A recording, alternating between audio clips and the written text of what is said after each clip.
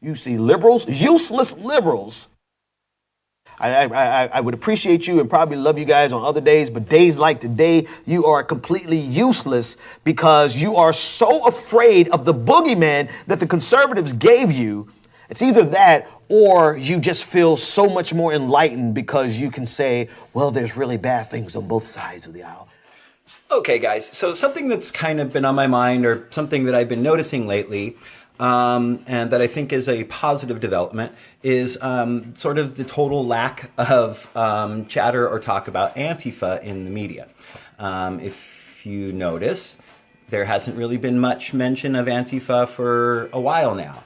And I think there's a number of reasons for that, but most significantly, it's because when the nation first kind of caught wind of the alt-right and Antifa, I think what they saw was on the alt-right side, a bunch of goofy, silly people in Trump flags and MAGA hats and KEK crap and Pepe memes and all this nonsense, and they just kind of thought they were laughable. And they didn't take them seriously. That's changed. I think people know now exactly what they are and are taking them very seriously. But at the same time, when they were first introduced to both of these groups, they saw Antifa in the masks and in all the black bloc regalia, and I think it was scary and intimidating to, you know, your average freaking housewife at home.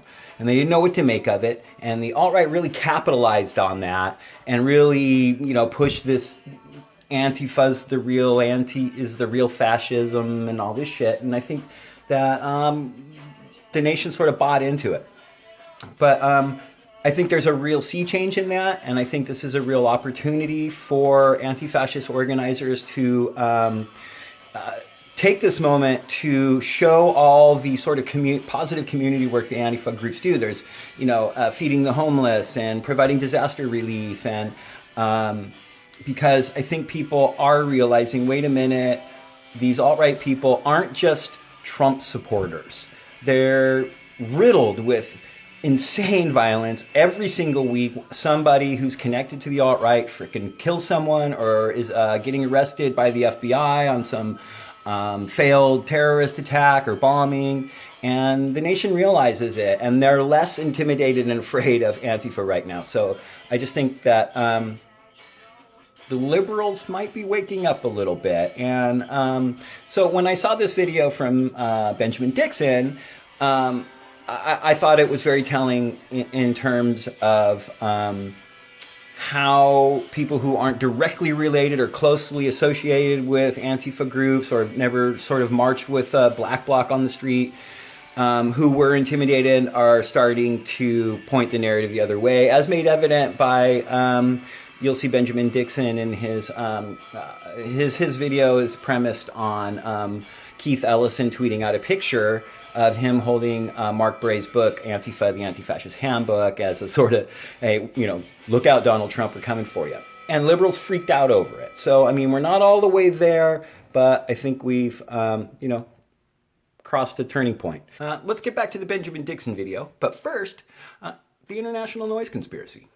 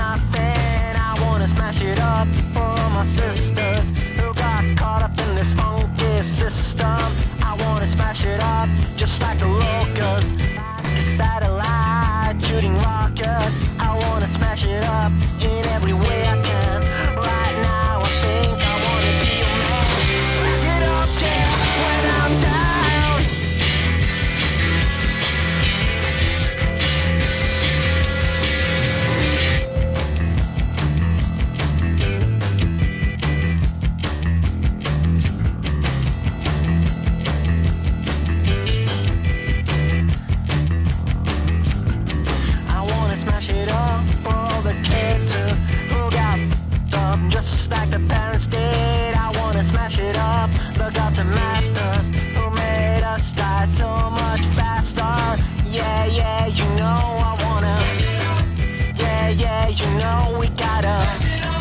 Yeah, yeah, come on, pretty. Everybody right now. Come on, everyone. Smash it up, yeah, when I'm down. Smash it up, yeah, when I'm down. Smash it up, yeah, when I'm down.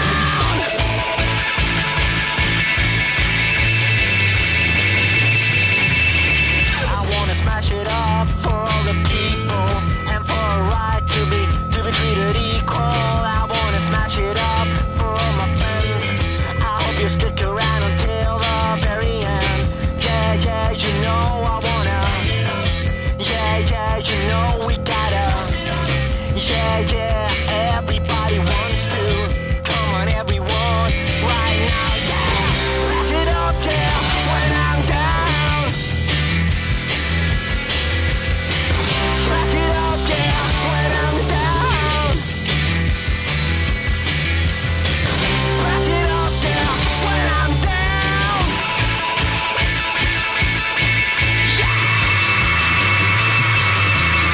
I wanna smash it up. I wanna smash it up.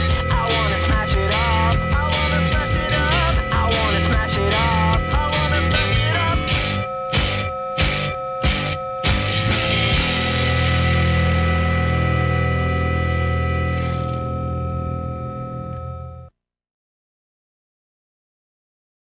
I want to bring up an image that is freaking people the hell out. This image that you see on your screen is of Minnesota Democratic Representative Keith Ellison. He's also the co-chair of the DNC, and he's holding in his hand a book by Mark Bray entitled Antifa, the Anti-Fascist Handbook. And in his tweet, he essentially said that this should scare, that he was in a bookstore, and that this should scare Donald Trump. You know, it was cute, right? Cute tweet. I think Donald Trump is fascist adjacent. You know, fascist is a pretty specific phrase, a pretty specific thing. So to say that he's a fascist would probably be technically wrong, but to say that he's fascist adjacent would be pretty much accurate. And so Keith Ellison tweeted this out yesterday. Fox News lost their minds. Conservatives started losing their mind. But then I started reading the comment section underneath the tweet, and there were a lot of liberals in the comment section who were like, "Oh no, dude, you got to take this down. You didn't really think this thing through, did you, Keith?" You know, all this kind of stuff. People lecturing him, concerned, trolling him, and I'm sitting back and I'm thinking, really? Are we? I mean, let's just take it at face value. Right? No, let's get specific.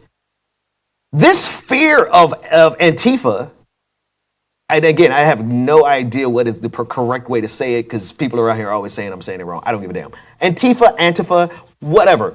This fear of Antifa because they are willing to use violence in order to protect people, in order to fight back against Nazis. They're Nazi punchers. And this fear of them is laughable. It's really the easiest word and the one I think is most accurate. It's laughable when you consider that the violence that has happened in 2017, let's just forget about the rest of history.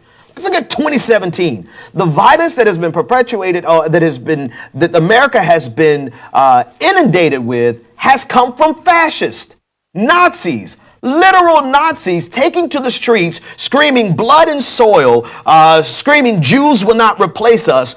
I mean, running over people, plowing through an entire crowd of protesters, killing Heather Heyer. I mean, violently engaging all across this country.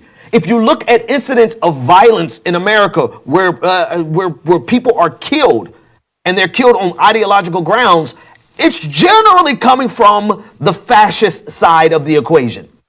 You have that rare incident in D.C. where this leftist from, I forgot where he was from, but he ended up shooting up the congressional baseball game practice and shooting and almost killing Steve Scalise. You know, you have that incident, but take the entirety of the year. Who has been committing the greatest acts of violence against human beings. People freak the hell out when you see the black bloc burning trash cans or burning the limousine at the inauguration, for which so many people are now on trial for, just to protest, destroying they broke a window. Oh my goodness. Ooh, I shudder at the thought. And so you have this backlash at, let's see if I pull it back up, at Keith Ellison for showing this book and laying it at the feet of Donald Trump, saying Donald Trump should be terrified. Donald Trump should be terrified. Fascists should be terrified. People who are fascist adjacent should be terrified. Just because you are not technically, as my friend Michael Tracy argued with me, Donald Trump's not technically a fascist, Ben. And I'm like, he's fascist adjacent. That's enough for me. He's supported by the Klan. He's supported by neo-Nazis. He's supported by white nationalists. He's supported by actual Nazis, right? Is that not enough for us to say, even though he's not technically a fascist, that, okay, fine, but he is definitely in the ballpark of fascism? Okay, so I want to address this whole, is he technically a fascist or not? He is technically a fascist. Donald Trump is most assuredly a fascist. But there's two very important factors you have to consider when critiquing Trump's unique brand of fascism. So the first of these two factors would be that he's not a fascist dictator. And a lot of times people want to say he's not technically a fascist because he's not a dictator like Hitler.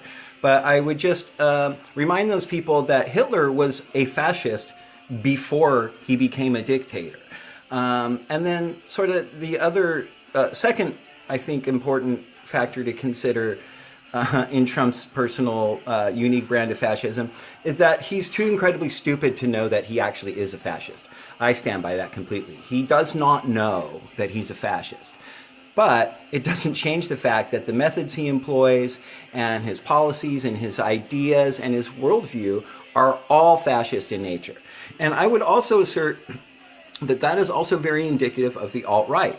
The alt-right will say, in all honest and earnest terms, in no uncertain terms, that they are not fascist, and they truly believe that they're not. One, because they don't have any type of proper understanding of the history of fascism or what it is and how it rises and what its components are. They just think if you shut down their free speech, you're somehow the real fascist. They have no nuanced critique or understanding of it. And neither does Trump. But it doesn't change the fact that they are fascists. So I just kind of wanted to touch on that because Benjamin Dixon he waffles with this. And I just want to say, hey, Ben, just go with it, bro. He's a fascist. And okay, so I'll let you get back to the Benjamin Dixon video. But first, check out this sick-ass old video from Avail.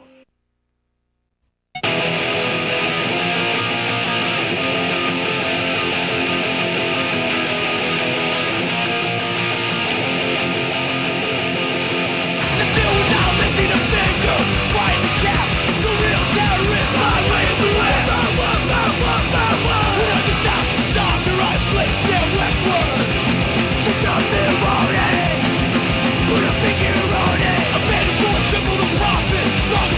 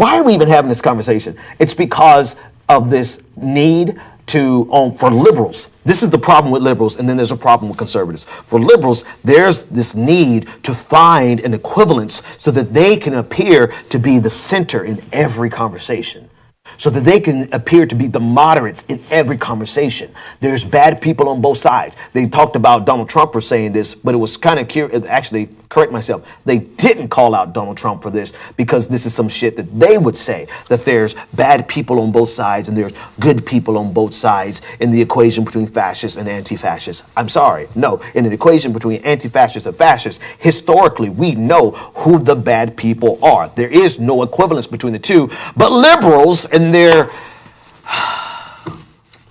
wonderful, I don't know, elitist, intellectual state of being feel more, I don't know, they feel more satisfied drawing an equivalence and saying, yes, the balance to fascism is anti-fascism. The left version of what's terrible about the right is anti-fascism. And I'm like, do you even hear yourself? Have you even been paying attention to the news? Have you any clue? But it's this petulant need to always draw an equivalence that does not exist. There are bad people in the world. Doesn't mean that you're going to find bad people on the opposite side of the ideological spectrum that match and coincide with them. It doesn't. Anti-fascists are not that. I mean, think of the propagandistic value of Fox News. It doesn't work without terrorism. It doesn't work without the beeping red alert, news alert at the bottom of every single segment. I mean, everything's not a damn news alert. And so this is where Antifa comes into the equation. Like, this is perfect for them. You actually have leftists who do not mind using their physical bodies to defend and protect other people against fascists. And so, wow, this is perfect. They are the real boogeymen. Anti-fascists are the real fascists. Funny how that works, right? So this is the problem, and you can find both of those nicely fitted in the comment section of Keith Ellison's tweet about this. You see liberals, useless liberals. I would appreciate you and probably love you guys on other days, but days like today, you are completely useless because you are so afraid of the boogeyman that the conservatives gave you. It's either that or you just feel so much more enlightened because you can say, well, there's really bad things on both sides of the aisle. And see, here's I will go one step further. There's those people who think that is that finding the third way or finding the being a moderate is the height of intellectualism, right? Barack Obama is this type of person. He really feels that the solution to the universe is found in bipartisanship. The problem with that, Barack, and I love you, but the problem with that is that when one side of the equation has gone into the realm of fascism, neo-Nazism, and tribalism on a level that no one expected, particularly in 2008, maybe 5 people, including Adolph Reed, expected that level of tribalism. But really nobody saw it coming. When the other side of the equation gets so out of balance, you can't talk about a third way. You can't talk about being a moderate to balance off this insanity that's on the right. But for people who are, I would say people who are sincere in their motivations, they honestly believe that the solution to any problem is in the middle. And so they look at the anti-fascists and they look at fascists and say both of them are wrong. These are the people who are in his comment section. They will sit back and allow Nazis to march in the street and think that the solution to Nazis marching in the street is for us to listen to them and for us to hear their grievances. And if we could just sit down and have a beer summit, Barack, that we can find common ground and but you missed the entire point. The entire point is these people, these fascists over here, they don't want common ground with you. They want you out of their country. They want you back in Africa as though America is not your country that you go back 7 generations in. I don't know about Barack. I'm talking about me, right? So they don't want to admit that there's a certain time in diplomacy when diplomacy fails and you cannot negotiate with ideological terrorists like fascists, like the right in the United States. And you have liberals who have no answer or no solution to the fact that almost 33% of our voting electorate are Nazi adjacent. And instead of all hands on deck addressing that, they freak the hell out about this.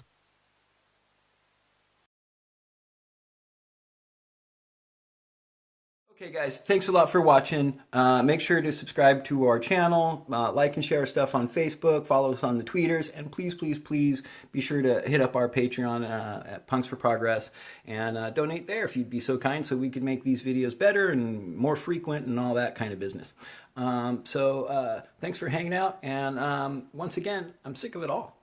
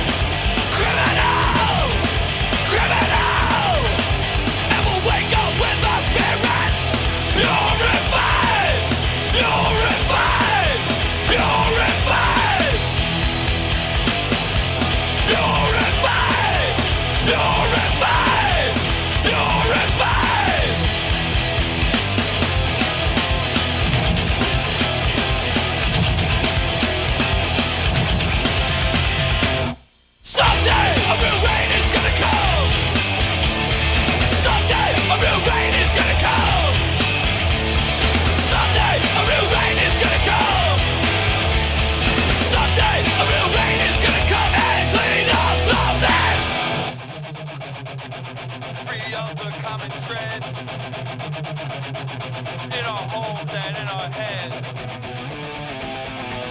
Free of the crooked ways.